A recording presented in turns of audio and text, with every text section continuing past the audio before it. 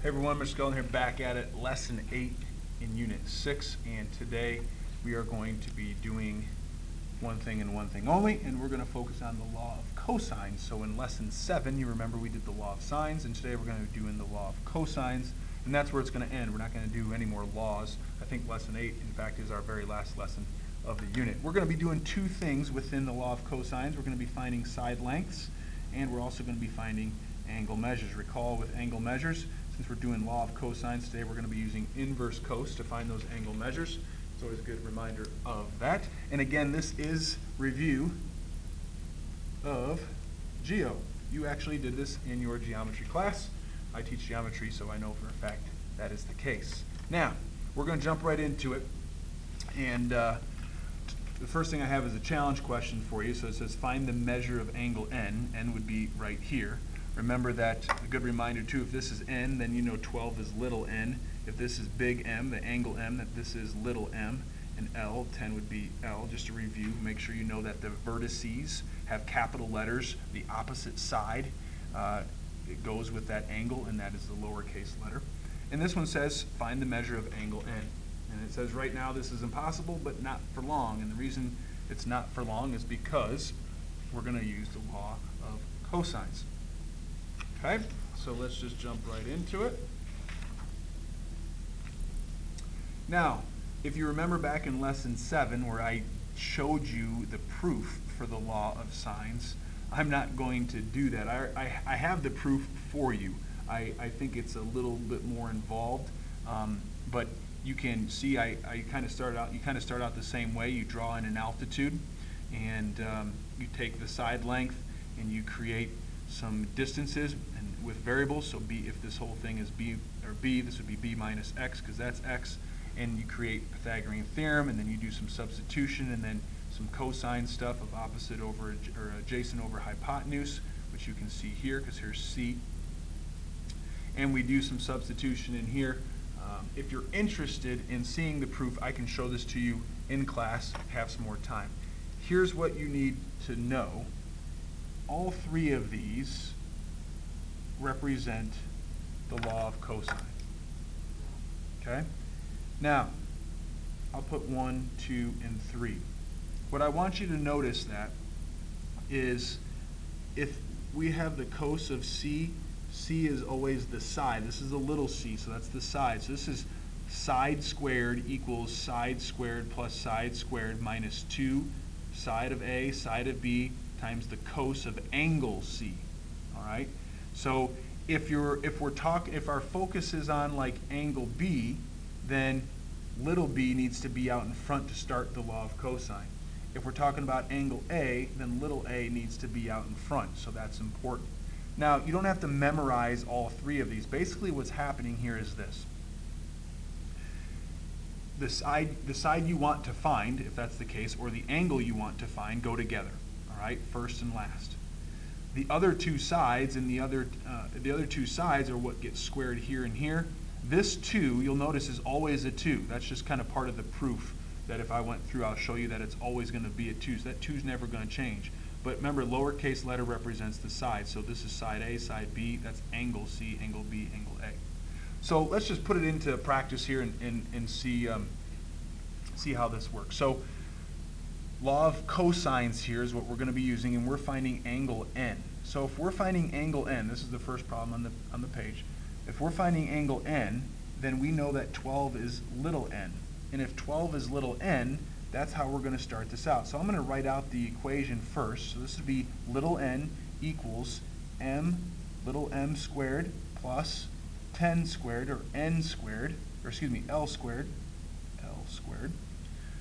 okay, because this is what I want to find, minus 2 times m times L times the cos of n.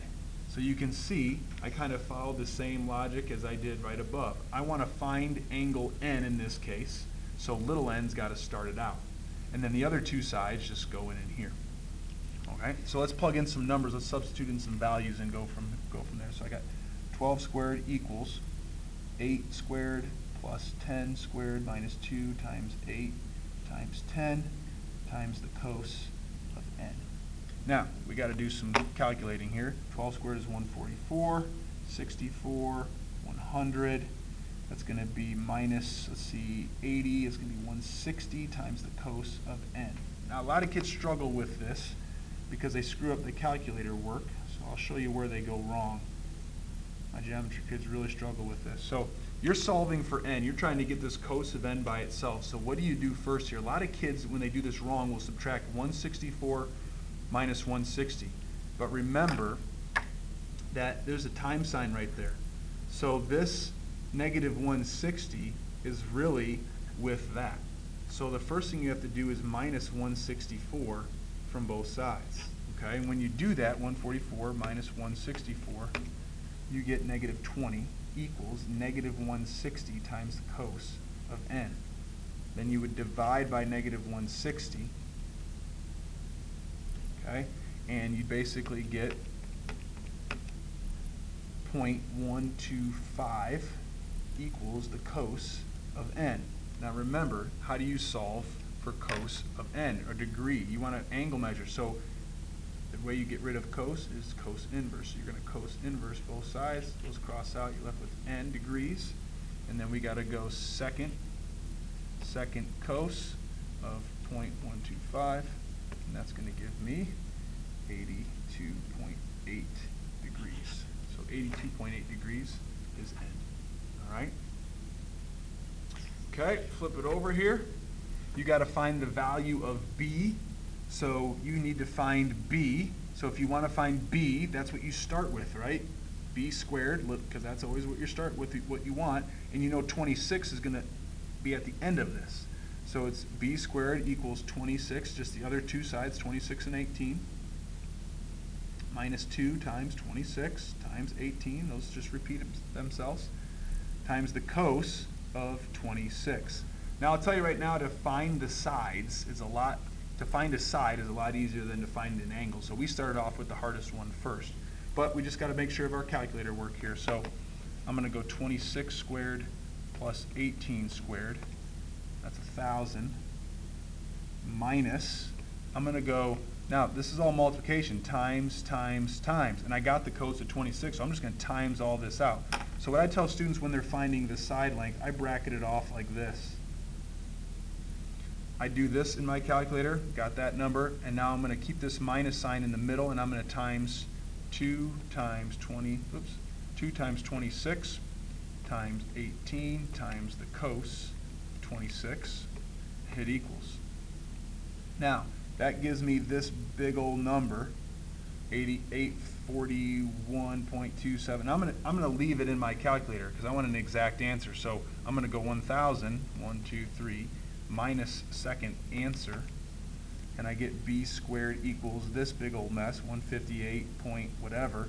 Now to solve for b, you got to square root both sides. So I got to square root this, second square root second answer, and I end up getting 12.59. Okay, and that's the value of b. Okay. So find the measure of angle b. Here's angle b right here.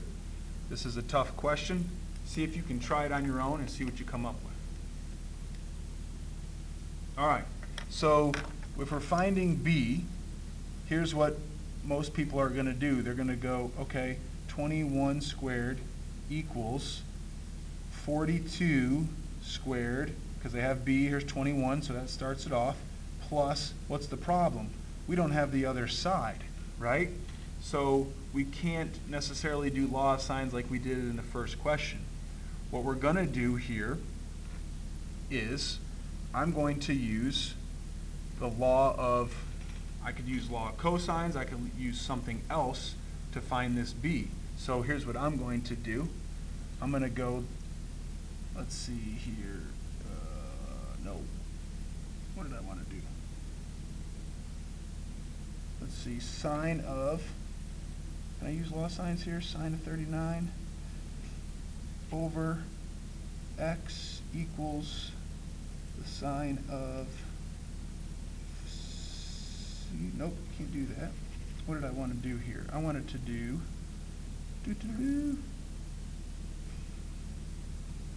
I know what I want to do. I'm going to call this x. I'm going to go x squared equals, so I got to find this side first, 21 squared plus 42 squared. There we go.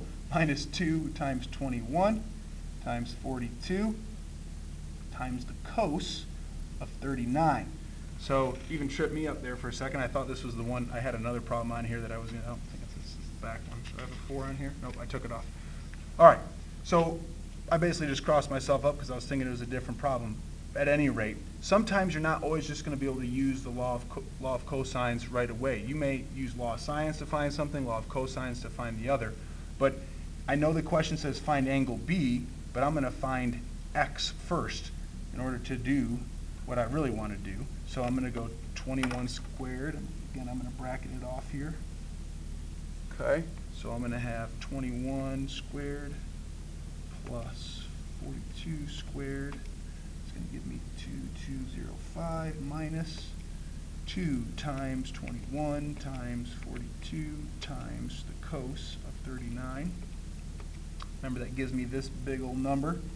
So I'm going to leave that in my calculator and take 2205 minus second answer. So now I have x squared equals that, 834, and then I'm going to square root that. And I get x equaling 28.88. Okay, now 28.88. So the question says to find angle B, but in order to do that, I couldn't set it up using just law of sines. But now look at what I have. I can use the law of sines now to find angle B. Remember, law of sines is what we did in lesson 7. So remember, with law of sines, it's an angle with a side opposite, angle, side opposite. I recognize that. So now I can go sine of 39 degrees over its opposite side, which is 28.88, equaling the sine of B over its opposite side, which is 21. So now I can cross multiply here and here. So essentially I'm going to be taking the sine of 39 and timesing that by 21, which is right here on this diagonal. Okay, and that gives me 13 point whatever. And then to solve for B, I need to divide this by 28, so divide by 28.88, and I get that answer. And then I'm going to take inverse sine, because remember I'm solving for, basically right now I have this, sine of B equals 0.457, yada, yada, yada. And then I need to inverse sine both sides. So I'm going to go second sine, second answer, it equals, and I get 27.23. So B equals 27.23 degrees. So that's a good question because it involves both law of cosines and law of sines. All right. Now the hard part about keeping these separate and figuring out which one to use is, what do you have, right? So like I just said in this problem, if you have an angle and a side opposite and an angle with a side opposite and only one thing is missing out of those 4, then you can use law of sines.